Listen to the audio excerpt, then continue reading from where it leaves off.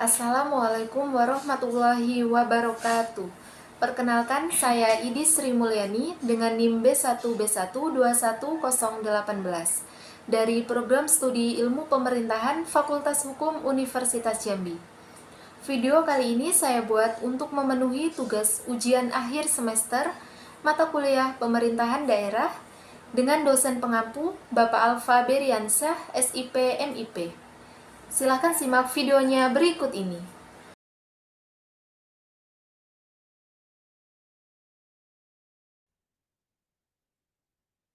Baik teman-teman, di sini saya akan membahas analisis perizinan arus lalu lintas truk batubara pada jalan nasional di Provinsi Jambi. Video ini saya buat untuk memenuhi tugas ujian akhir semester di mata kuliah Pemerintahan Daerah yang diampu oleh Bapak Alfa Beriansyah, SIP MIP. Baik, yang pertama saya akan menjelaskan latar belakang. Jalan nasional merupakan bagian penting dari infrastruktur transportasi suatu negara yang berperan dalam memfasilitasi pergerakan barang dan orang dari satu tempat ke tempat lainnya. Namun, pengelolaan jalan nasional seringkali menghadapi tantangan yang kompleks yang mempengaruhi keamanan, efisiensi, dan kualitas pelayanan jalan. Salah satu tantangan utama adalah masalah perizinan jalan. Problematika pengelolaan jalan seperti di atas tentu tidak boleh berlarut-larut hanya karena alasan klasik, yaitu persoalan kewenangan secara normatif. Kewenangan merupakan hal yang penting, bahkan sangat penting dalam pengelolaan pemerintahan.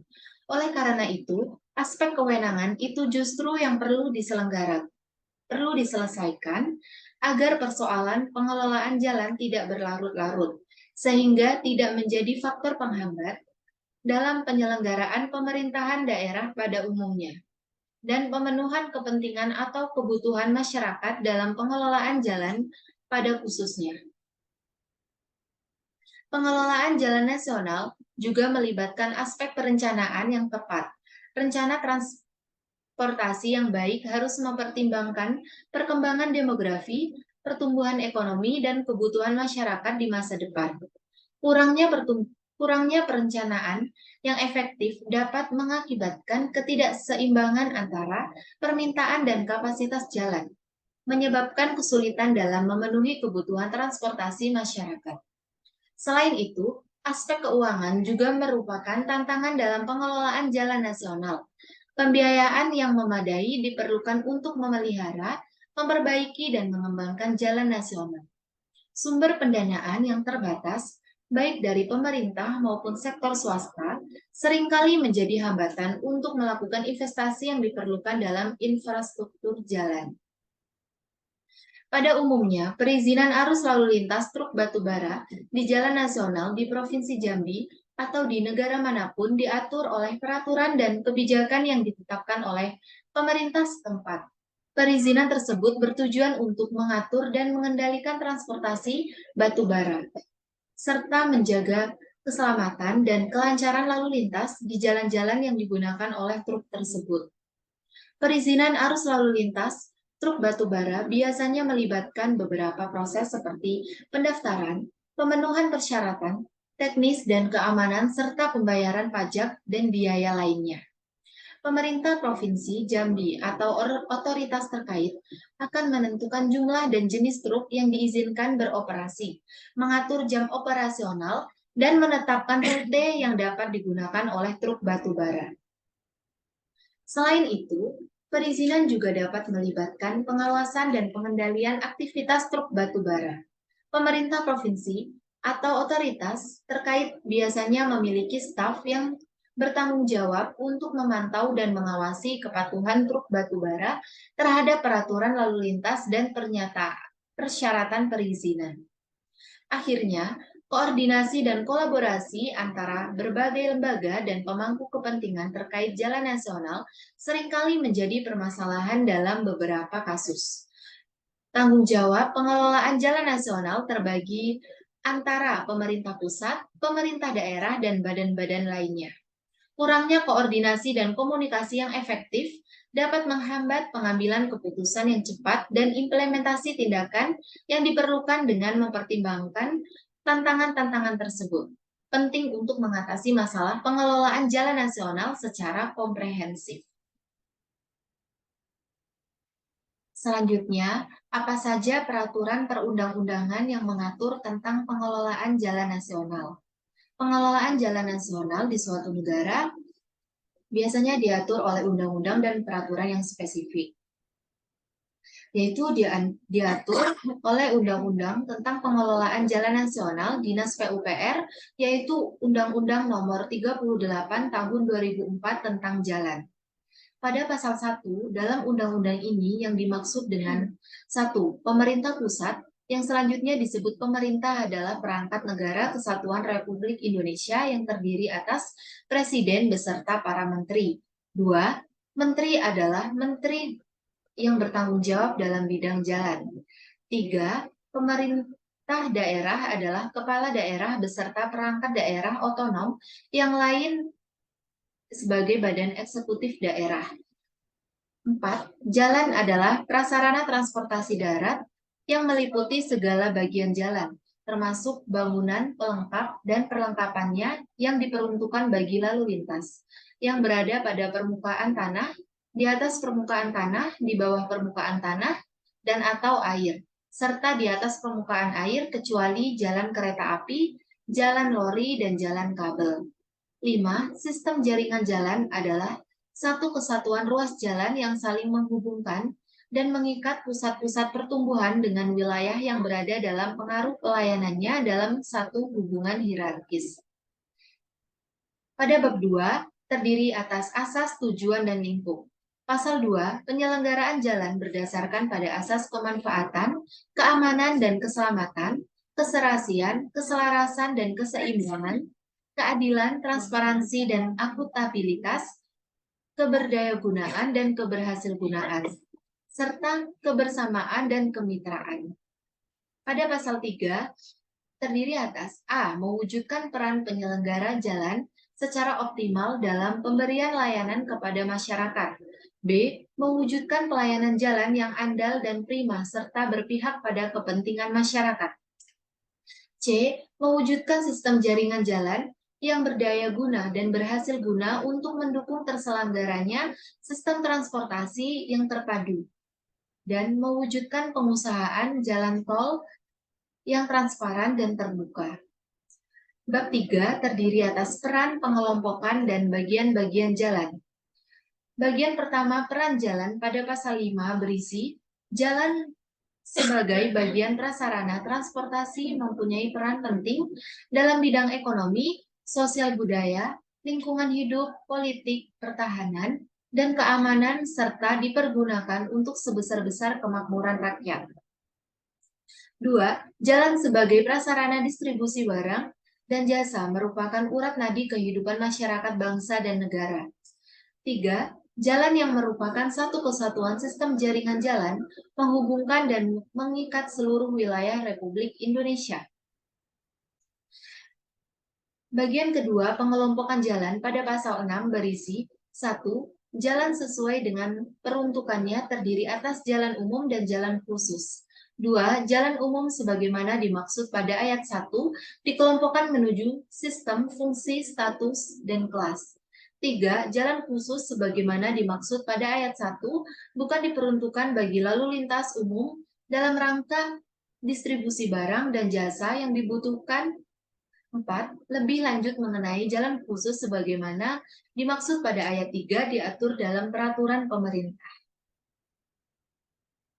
Selanjutnya, bagaimana problematika terkait angkutan batubara dalam pengelolaan jalan nasional di Provinsi Jambi?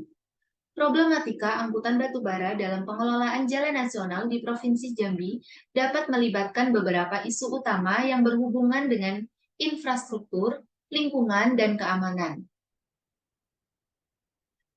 Beberapa permasalahan yang mungkin muncul akibat angkutan truk batubara yang melintas di jalan nasional di Provinsi Jambi. Yang pertama, kemacetan. Kemacetan yang disebabkan karena adanya truk angkutan batubara yang melintas di jalan nasional di Provinsi Jambi tidak pada waktunya. Sumber kemacetan dan kecelakaan, punya tambang tapi tidak punya jalan. Inilah status perusahaan tambang di Provinsi Jambi. Sampai hari ini, angkutan batubara masih menggunakan jalan nasional yang ada di Provinsi Jambi. Jumlah kendaraan yang melewati jalan nasional di Jambi bahkan naik 197,85%. Kenaikan drastis ini disumbang oleh angkutan batubara. Data PUPR hingga tahun 2023, ini Provinsi Jambi memiliki jalan nasional sepanjang 1.318,9 km dan dilalui angkutan batubara sepanjang 603,4 km hingga 2 Januari 2023. Jumlah angkutan batubara yang sudah terinput melalui aplikasi Simsalabim pemerintah Provinsi Jambi mencapai 8.600. Ini pula yang menjadi biang kerok kemacetan dan kecelakaan di Provinsi Jambi. Yang kedua, sebagian besar belum direklamasi. Metode tambang terbuka yang diterapkan perusahaan tambang di Provinsi Jambi membuat perubahan ekosistem. Namun sayang, proses pemulihan ekologi tambang batubara ini di Jambi belum semuanya berjalan sesuai aturan. Sebagian besar perusahaan batubara yang beroperasi di Provinsi Jambi belum melakukan pemulihan. Pemerintah sebenarnya telah menerbitkan Peraturan Pemerintah Nomor 78 Tahun 2010 tentang reklamasi pasca tambang keputusan dan Peraturan Menteri SDM Nomor 26 Tahun 2018 tentang pelaksanaan kaidah pertambangan yang baik dan pengawasan pertambangan mineral dan batu bara. Tujuannya jelas agar dampak negatif dan aktivitas pertambangan dapat dikurangi atau bahkan dihilangkan. Hal ini penting untuk dilakukan dengan tujuan memulihkan ekologi pasca tambang. Ketiga, mengganggu aktivitas warga sekitar yang tinggal di daerah yang dilalui angkutan batubara. Aktivitas angkutan batubara yang melanggar jam operasional dan parkir di bahu jalan ini sangat mengganggu masyarakat. Kemacetan tiap hari selalu terjadi di ruas jalan tersebut. Terdapat warga juga yang mendirikan tenda di pinggir jalan untuk memantau langsung kendaraan yang melintas. Mereka mengaku kesal karena hingga saat ini masih banyak angkutan batubara yang melintas di luar jam operasional. Maka mereka paksa untuk putar balik. Sementara warga lainnya meminta ketegasan pemerintah Provinsi Jambi untuk menangani persoalan angkutan batubara yang meresahkan tersebut. Kemacetan yang selalu dirasakan setiap harinya, terdapat warga yang menuntut penindasan tegas dan petugas, serta meminta Gubernur Jambi tidak terus menjaga konflik dengan kepentingan pengusaha tanpa melihat dampak yang ditimbulkan terhadap masyarakat. Keempat, dapat merugikan para distributor seperti distributor bahan pangan. Terganggunya distribusi, khususnya bahan pangan, akibat kemacetan panjang. Angkutan batubara di jalan-jalan publik telah mengganggu pasokan dan menambah tinggi harga komoditas di pasar. Jika dibiarkan tanpa solusi, persoalan itu akan makin memperparah inflasi Jambi. Selama ini, jalan-jalan publik macet parah karena dipenuhi iring-iringan angkutan batubara. Distribusi bahan makanan terganggu.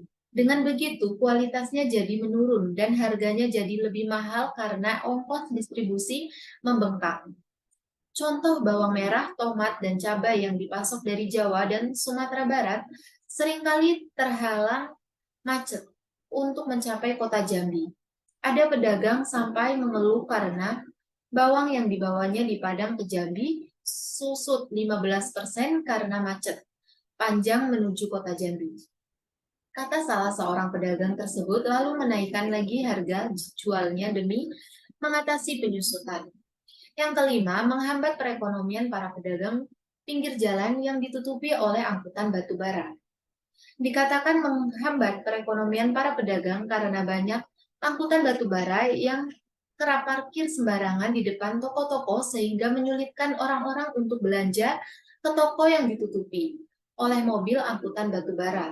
Hal ini tentu akan mempengaruhi dan sangat merugikan perekonomian para pedagang. Para sopir yang parkir sembarangan dan menutupi toko para pedagang ini harus segera diberantas agar tidak lagi mengganggu kenyamanan para pedagang. Yang keenam, problematika yang paling fatal yaitu kecelakaan bahkan kematian yang dapat merugikan banyak pihak. Polres Batanghari mencatat tahun 2021 terjadi 116 peristiwa kecelakaan di sepanjang jalan nasional Batanghari yang dilalui angkutan batubara. Akibatnya 59 korban meninggal dunia, kemudian tahun 2022 naik menjadi 157 peristiwa kecelakaan. Korban meninggal dunia 65 orang dan luka berat 22 orang, serta mengalami luka ringan 173 orang. Ambil langkah yang tepat.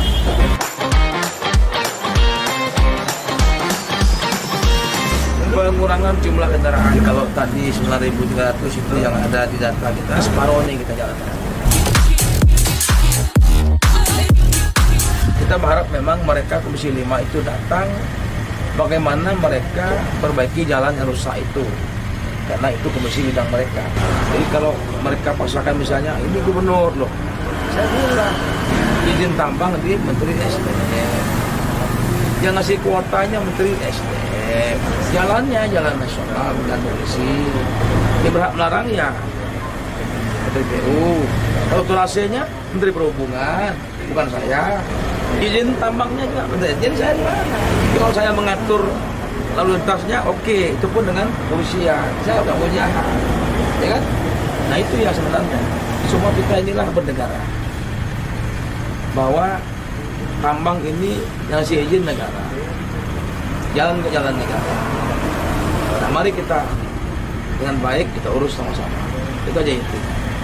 Nah, kita bekerja, insya Allah, saya yakin 2024 sudah selesai berapa ruas tambang yang jalan yang kita akan sedang ini lagi proses semuanya. Butuh waktu, karena PRD sudah lama sekali, jauh sebelum saya sudah ini masalah, saya masuk. Nggak mungkin selesai, itu kita kerjakan. Itu jangan selesai sama.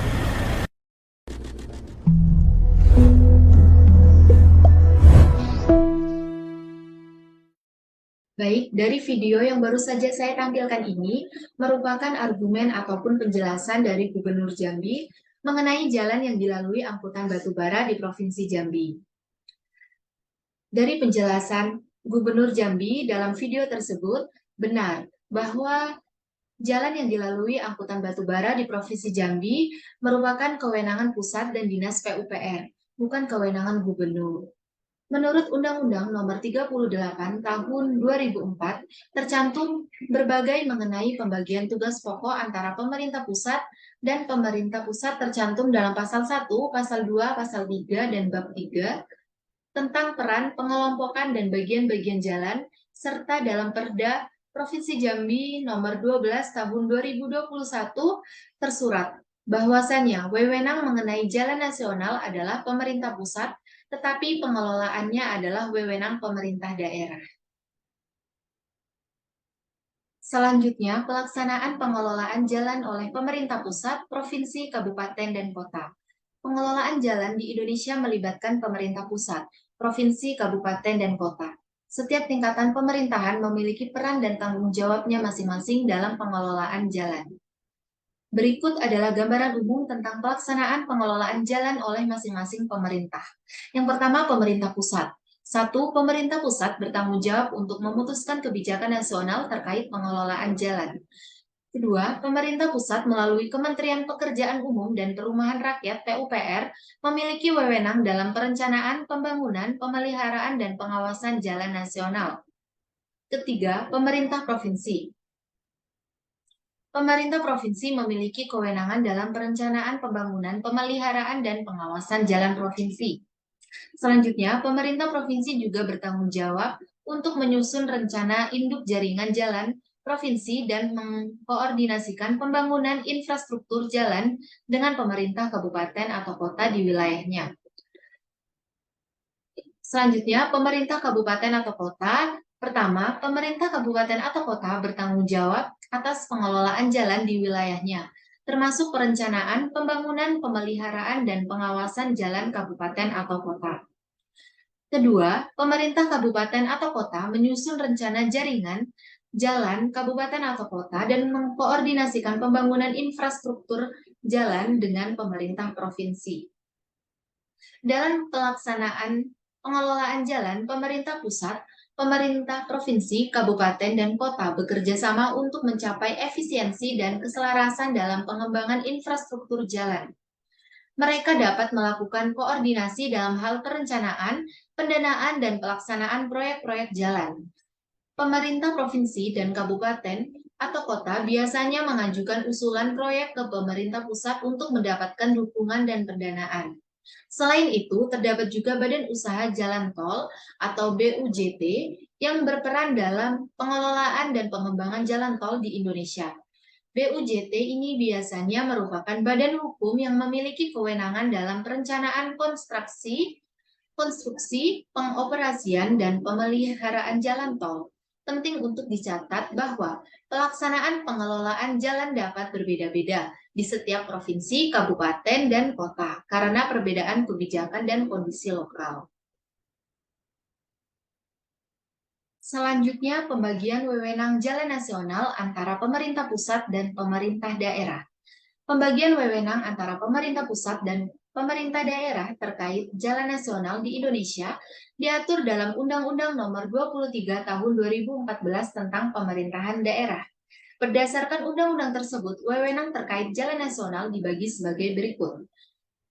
Pertama, pemerintah pusat. 1. Merencanakan, mengembangkan, dan memelihara jalan nasional yang memiliki kriteria sebagai jalan arteri atau jalan akses yang melintasi provinsi atau yang menghubungkan provinsi. 2. Menyelenggarakan pengendalian dan pengawasan terhadap jalan nasional. 3. Menetapkan standar teknis dan spesifikasi teknis untuk jalan nasional. 4. Memberikan bantuan teknis dan pendanaan untuk pembangunan, pemeliharaan, dan pengembangan jalan nasional. Kedua, pemerintah daerah. 1. Merencanakan pengembangan dan memelihara jalan kabupaten atau kota dan jalan provinsi yang bukan merupakan jalan nasional. 2. Menyelenggarakan pengendalian dan pengawasan terhadap jalan kabupaten atau kota dan jalan provinsi yang bukan merupakan jalan nasional.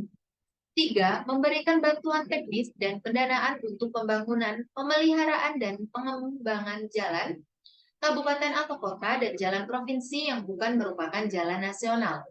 4. Menetapkan standar teknis dan spesifikasi teknis untuk jalan kabupaten atau kota dan jalan provinsi yang bukan merupakan jalan nasional.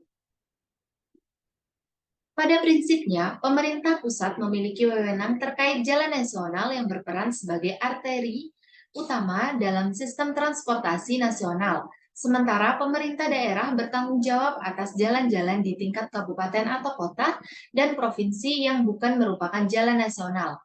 Namun, pemerintah pusat juga dapat memberikan bantuan teknis dan pendanaan kepada pemerintah daerah untuk membangun, pemeliharaan, dan pengembangan jalan kabupaten atau kota dan jalan provinsi yang tidak termasuk dalam jalan nasional.